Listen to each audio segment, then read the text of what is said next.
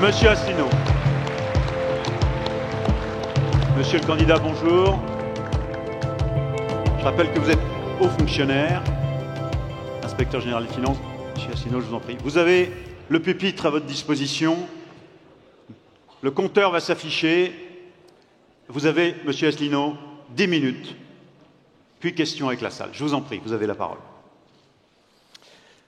Madame la Présidente, Messieurs les Présidents, Mesdames et Messieurs les élus, Mesdames et Messieurs, je vous remercie d'avoir le souci démocratique et républicain d'inviter dans votre assistance celui qui est le candidat du Frexit, puisque parmi les autres candidats, les 10 autres candidats proposent soit de rester dans l'Union européenne, soit de renégocier les traités avec des échéances que l'on ne connaît pas, avec des exigences que l'on connaît encore moins, et ceci se solderait, paraît-il, dans le meilleur des cas, par un référendum. Tout ceci se déroulant au moment même où la France est en train de s'effondrer dans tous les domaines, et en particulier en matière d'agriculture.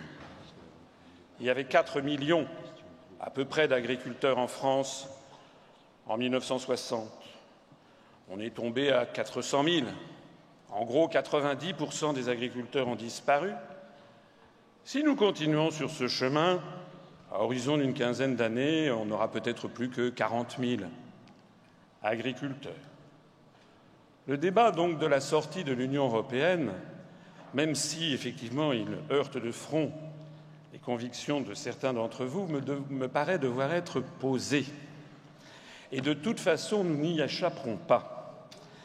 Regardez ce que vient de faire, ce que vient de décider ce grand peuple britannique, qui est tout sauf extrémiste. Qui peut dire que Madame Theresa May serait une extrémiste? Ce grand peuple britannique auquel nous devons depuis 800 ans tous les combats sur le continent pour les libertés publiques et la démocratie. Il n'y a pas de sujet plus grave, et je l'aborde avec le plus grand souci de responsabilité, que celui que j'évoque devant vous. Il se trouve que j'ai de l'expérience. J'ai travaillé pendant 4 années dans des cabinets ministériels au plus haut niveau. J'ai accompagné François Mitterrand en Corée, au Kazakhstan. En matière de commerce extérieur, j'ai accompagné Jacques Chirac au Japon, en Chine, en Asie du Sud-Est, au Brésil, quand j'étais auprès du ministre des Affaires étrangères. J'ai vu les allées du pouvoir. J'ai vu que nous sommes lancés dans une utopie qui ne marche pas, et d'ailleurs tous les responsables politiques français, une fois les portes capitonnées de leurs bureaux fermées, le savent et le disent, ça ne marche pas, nous sommes dans une impasse. Alors je voudrais avec vous égrener quelques-unes de ces impasses qui concernent directement l'agriculture. L'article 39 du traité sur le fonctionnement de l'Union européenne dit que la politique agricole commune a pour objectif d'accroître la productivité de l'agriculture. Si vous y réfléchissez un instant, c'est dément. Parce que l'on pourrait avoir un plan quinquennal qui ait pour objectif d'accroître la productivité de l'agriculture, bien sûr. Mais nous avons affaire à un traité qui peut durer des centaines d'années. Le traité d'Utrecht de 1713, qui a donné Gibraltar au Royaume-Uni, est toujours valable 204 ans après. Que dis-je? 304 ans après. Donc si l'on a pour objectif d'accroître la productivité de l'agriculture, ça veut dire que l'objectif sous-jacent des traités européens, c'est d'avoir une agriculture qui soit plus productive en 2018 qu'en 2017, mais aussi en 2251 par rapport à 2250. En fait, le modèle sous-jacent est une course constante à l'augmentation de la productivité. Le modèle sous-jacent, c'est en fait les grandes plaines de l'Oklahoma ou de la Saskatchewan. C'est en fait nous imposer, par l'intermédiaire de la Commission européenne qui cache la copie, le traité transatlantique. C'est en fait la destruction de tout ce qui a été l'âme de la France, l'identité de la France et l'agriculture française, pour avoir au bout du compte une agro-industrie d'un côté et puis quelques bijoux, quelques joyaux bénéficiant d'appellations d'origine protégée, mais qui eux-mêmes sont menacés d'ailleurs, puisqu'en vertu de l'article 63 du traité sur le fonctionnement de l'Union européenne, il est interdit d'avoir quelque restriction que ce soit aux échanges de mouvements de capitaux. Du coup, on assiste au rachat constamment par des fonds d'investissement américains, asiatiques, de certains de nos fleurons de l'agriculture française. Plusieurs dizaines de châteaux dans le Bordelais sont déjà passés dans des mains chinoises. Le château de Gevrey-Chambertin a été racheté par un propriétaire du casino à Macao. Le château de... Enfin, on a appris en avril 2016 qu'un fonds d'investissement chinois avait racheté 1700 hectares dans le Berry. Ce qu'il faut savoir, c'est que l'inverse n'est pas vrai. Ce qu'il faut savoir, c'est que si vous gagnez au loto, vous voulez racheter par exemple quelques hectares du grand jardin du Longjingcha, du thé du Puy du Dragon, dans la ville de Hangzhou, les Chinois vous diront « meilleur ». Non. C'est d'ailleurs un problème plus général, c'est l'ouverture asymétrique des marchés qui fait qu'en fait, nous ne pouvons plus lutter par rapport à la déferlante des fonds d'investissement. La mondialisation n'est pas la même pour tout le monde. Je voudrais ajouter l'article 106 du traité sur le fonctionnement de l'Union européenne qui oblige les États, et notamment la France, à privatiser de façon rampante les services publics et qui donc amène progressivement à la désertification des services publics en zone rurale, ce qui a un impact fondamental sur les ressorts et le mode de vie des agriculteurs. Je voudrais aussi ajouter l'article 121 du traité sur le fonctionnement de l'Union européenne qui confie à la Commission européenne le pouvoir de publier des rapports sur les grandes orientations de politique économique. Et nous savons déjà à quelle sauce les Français vont être mangés en 2017 et en 2018. Tout est déjà fixé, de telle sorte que les élections en France sont devenues des théâtres d'ombre.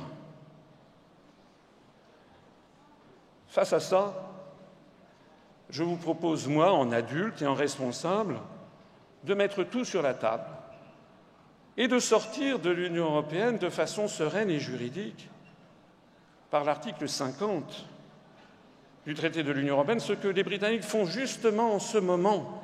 Et je ne sors pas ça d'un chapeau, puisque ça fait 10 ans que je dis qu'il faut faire cela, et que pendant 10 ans j'ai été méconnu, sauf que maintenant notre mouvement politique est devenu le mouvement en plus forte croissance de France, avec 300 adhérents par jour.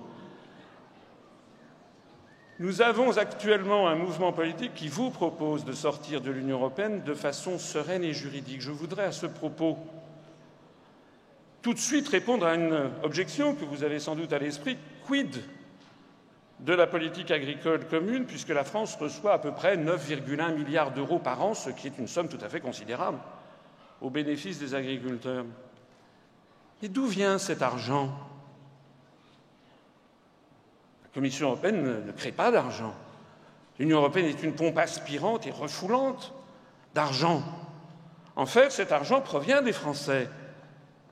Nous versons chaque année, et je ne parle ici que des coûts directs, 23 milliards d'euros à l'Union européenne, qui nous en restitue 14, dont 9,1 sous forme de politique agricole commune, et dont le reste sert aux FEDER, aux régions, aux chercheurs, et d'ailleurs avec une demande constante de mettre partout le drapeau bleu aux étoiles d'or pour faire la promotion de cette procédure.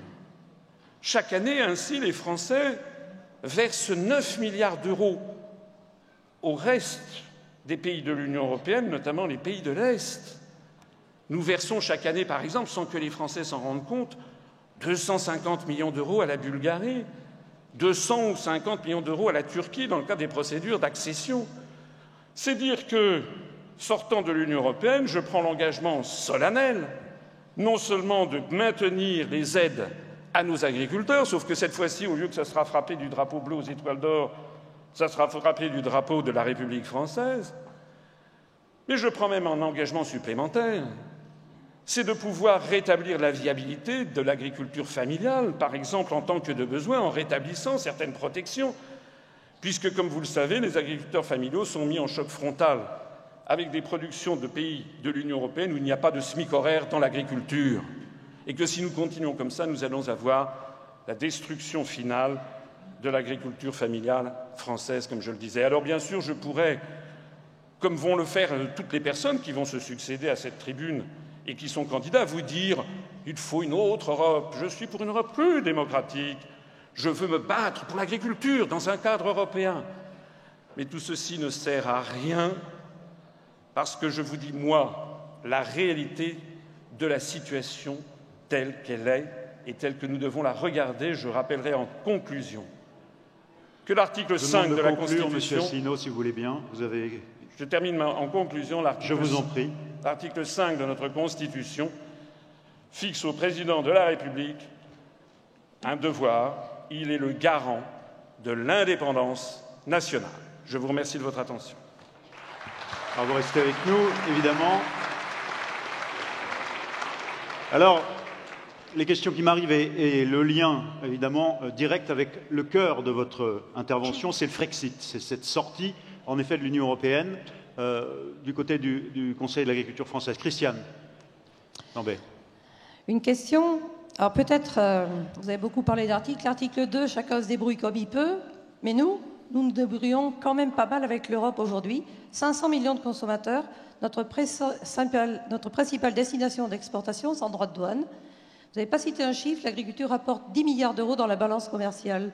Si la France se replie, les pays se fermeront. Vous n'avez pas parlé de production et de revenus des agriculteurs, qu'en est-il par la vente de nos produits?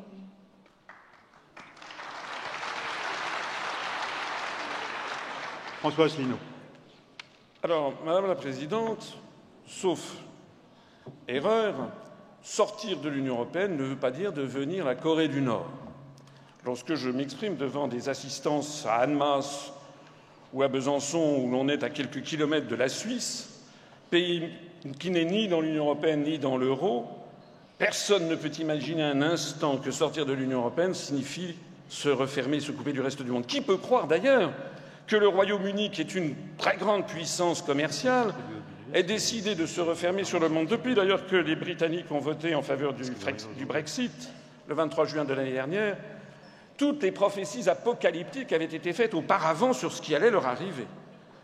J'observe que, d'une part, la livre sterling a baissé d'environ 10%, ce qui a redynamisé considérablement les exportations, parce que les produits britanniques se sont bien mieux vendus, et ce qui a permis de créer des emplois. Le taux de chômage est tombé à 4,6%, comparons avec ce qu'il existe en France. Si nous sortons de l'Union européenne, figurez-vous, je vais vous dire un secret, mais nos partenaires auront toujours envie d'acheter des vins de Bordeaux, d'acheter du champagne, d'acheter des fromages français, d'acheter du foie gras. Mais ils l'auront toujours envie. Et puis, il n'y a pas que, d'ailleurs, les partenaires de l'Union européenne. Où sont nos grands marchés à l'exportation maintenant, par exemple, pour les alcools? Sinon, justement, maintenant, les grands pays d'Asie, la Chine, le Japon, Hong Kong, que je connais parfaitement. Où sont les grands marchés de demain en matière de céréales, sinon les pays d'Afrique du Nord et les pays du Sahel? Nous avons donc... François Asselineau, la dynamique des questions fait que Michel Prug voudrait vous relancer sur ce point. Vous avez répondu sur la première question. Alors, Michel Prug. Oui, alors pour moi, monsieur le candidat, un autre type de question. Cette construction de l'Europe a permis d'avoir sur notre continent la paix. Et cette paix, ou la paix d'une manière générale, est construite par le fait que les gens apprennent à se connaître. Et donc le fait de pouvoir se déplacer au travers des frontières, je pense en particulier à nos jeunes. Alors effectivement, ce n'est pas l'ensemble de nos populations qui ont la chance de pouvoir le faire, mais facilité d'échange qu'on a sur notre continent est quelque chose qui permet de se connaître, de refuser, je dirais, les affrontements stériles et donc derrière la paix. Nous avons un sujet qui est l'économie, qui ne fonctionne pas correctement. Beaucoup de gens s'en sont plaints sur le plan agricole. Mais est-ce que le Frexit n'est pas un handicap pour le futur et, je dirais, la rencontre des peuples et la création d'un avenir commun? François Asselineau. Je vous remercie de cette question qui, je trouve, très judicieuse, si vous me le permettez. Moi, j'ai vécu au Japon, je parle le japonais, je suis allé dans 85 pays du monde et je suis passionné par le monde extérieur. Je rappelle que sortir de l'Union européenne n'a rien à voir avec sortir ou non de l'espace Schengen, ce que je ne propose pas dans mon programme et ce que nous soumettrons, si je suis élu, par référendum au peuple français. Il est, encore une fois, il faut sortir de sa tête l'idée que sortir de l'Union européenne serait se refermer sur le monde. Est-ce que les Suisses sont bloqués chez eux? En matière de paix, je me permets d'insister sur le fait que l'article 42 du traité de l'Union européenne place la diplomatie et la sécurité de l'Union européenne sous la tutelle de l'OTAN. Et nous en avons vu les conséquences sur l'agriculture française, puisque la France, n'étant plus maîtresse de ses grands choix diplomatiques, a été obligée d'embrayer, d'emboîter le pas des États-Unis d'Amérique contre la Russie au sujet de l'Ukraine. Le résultat, vous le savez, c'est que la France a participé à une politique de sanctions à l'égard de la Russie, que d'ailleurs l'ancien et le défunt président de la FNSEA avait stigmatisé lui-même en disant que ça coûtait 1 milliard d'euros de contre-sanctions de la Russie à l'égard des productions agricoles françaises. Sauf erreur de ma part, parce que les Russes ont décidé de supprimer les importations de produits agricoles en provenance de l'Union européenne. Ils ont notamment mis un terme à l'importation de produits porcins venant de Pologne, que ces produits porcins sont ensuite réorientés vers l'Europe de l'Ouest et que tout ceci se traduit par une chute du produit du porc au marché au cadran appelé vin. Et c'est ceci qui explique qu'en matière d'élevage, par exemple, parce que tout se tient dans le monde d'aujourd'hui, parce que la France participe à des conflits ou à des oppositions diplomatiques qui ne sont pas les siennes, eh bien nous avons affaire donc à des gros problèmes en matière d'élevage. Alors, Monsieur Asselineau, il nous reste 8 minutes pour votre intervention. 2 questions viennent de la salle. D'abord, est-ce que vous pensez que la loi de modernisation de l'économie, la loi récente, a fait du bien aux agriculteurs? Et puis, puisque vous avez évoqué la Chine, question qui vient sur les Chinois précisément, le Berry, c'est 1700 hectares, achat de terre, tente d'installer des pseudo-agriculteurs. Quelles mesures prévoyez-vous pour maintenir le modèle agricole français? Voilà ces 2 questions, je vous en prie. Alors, la loi de modernisation de l'agriculture, vous savez, les lois El Khomri, les lois Macron, tout ceci sont en fait des présentations qui sont faites au peuple français. Vous avez exactement les mêmes lois en Belgique, au Royaume-Uni, en Italie, qui sont prises sous l'influence, exactement sous les directives de la Commission européenne. Je renvoie, je l'évoquais tout à l'heure, au rapport sur les grandes orientations de politique économique qui sont prises par la Commission européenne après décision formelle du Conseil, et dont le dernier a été pris le 18 mai 2016 et qui vaut jusqu'à la fin de 2017. Moi, je ne considère pas personnellement que tout ceci soit favorable aux agriculteurs, puisque ce sont des cautères sur des jambes de bois. Ce que veulent les Français, ça me permettra de répondre en même temps à la deuxième question. Il y a une formidable demande des Français pour avoir des produits de qualité, pour avoir une agriculture biologique, ou sinon biologique, une agriculture raisonnée, pour avoir une agriculture qui soit respectueuse des terroirs, des identités, pour avoir une agriculture qui respecte certains cycles naturels. Tout ceci entre en choc frontal avec les objectifs fixés par les traités européens d'une agriculture hyper-productiviste.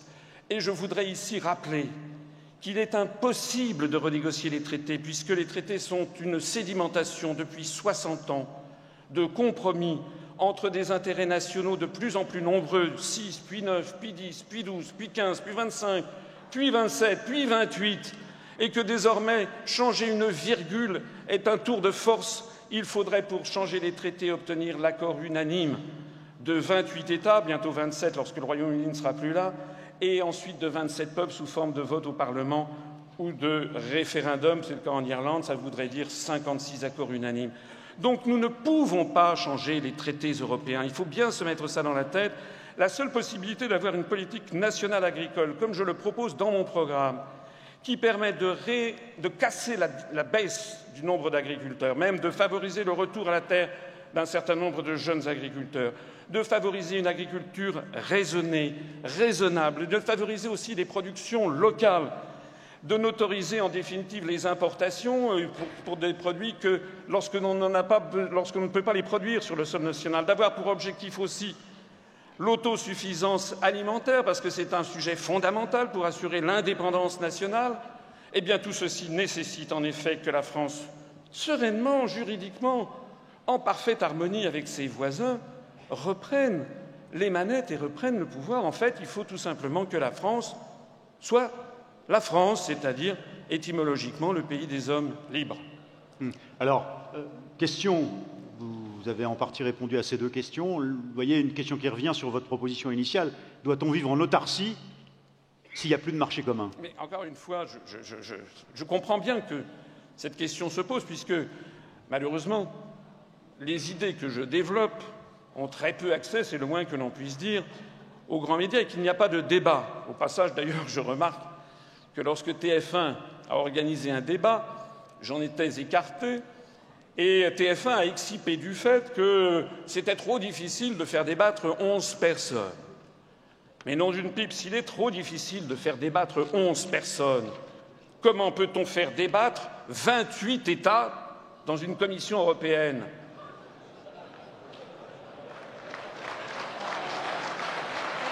Il ne s'agit pas de vivre en autarcie. Est-ce que la Norvège, est-ce que la Suisse vivent en autarcie? Ils n'ont pas les mêmes droits de douane que nous. Mais bien sûr, mais nous aurons à renégocier. Mais encore une fois, c'est une négociation donnant-donnant. Je rappelle que Mme May, depuis que le Brexit a été voté, Mme May a été assaillie de demandes de traités, de demandes de propositions de traités de commerce par des pays extra-européens, notamment par la Chine, la Corée, l'Inde, l'Australie. Nous ne sommes pas seuls au monde. La France doit viser à l'universel. La France n'est pas un tout petit pays. La France est un grand pays. Je prends l'exemple de la Suisse. La Suisse, c'est 42 000 km². Nous sommes quand même la 5e puissance économique mondiale.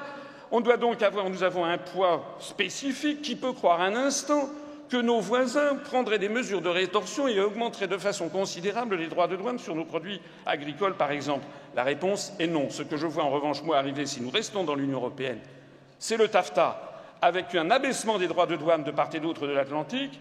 Ça veut dire très simplement que le droit de douane sur les produits agricoles moyens est de 13% pour l'Union européenne, de 6% pour les États-Unis. Et si l'on fait baisser de part et d'autre à 0%, ça donnera un gain immédiat de compétitivité aux productions agricoles américaines de 7%. Voilà ce à quoi nous sommes confrontés. Vous avez, Monsieur Asselineau, encore un peu moins de 2 minutes. Je vous propose de conclure en vous remerciant. Merci pour votre souci démocratique. Je crois que ce qui est important en France, c'est qu'il y ait des débats de fond. Or, les débats de fond ne plaisent pas à ceux qui pilotent toutes ces opérations. Je vois d'ailleurs qu'il va y avoir un débat le 4 où il y aura 11, mais déjà pour le 20, ceux que l'on appelle les grands candidats, qui ne sont grands, je ne sais pas très bien par quoi, si ce n'est que peut-être par les affaires judiciaires qu'ils ont sur le dos. Mais moi, je suis un grand candidat par la connaissance de mes dossiers, je suis un grand candidat par mon expérience professionnelle, parce que moi, je sais de quoi je parle. Je parle d'ailleurs sans note. Vous verrez si les successeurs parlent sans note. Je vois d'ailleurs que certains ne sont pas venus, ont préféré jouer les filles de l'air. Je note d'ailleurs que le débat du vin, paraît-il, a du plomb dans l'aile. Il n'y a pas de débat de fond. Je suis là pour imposer un débat de fond, parce que de toute façon, la question de l'Union européenne se pose. Le principal cabinet d'intelligence économique américain, Stratford, au début de cette année, a dit de toute façon l'Union européenne va exploser. C'est donc faire preuve de sens des responsabilités. Et malheureusement, nous n'avons pas parlé ici du problème de l'euro.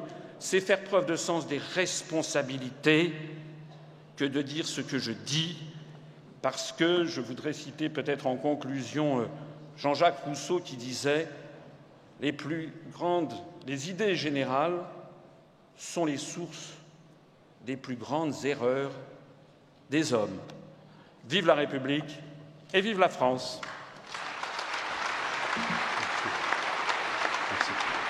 Merci, Monsieur Asselineau.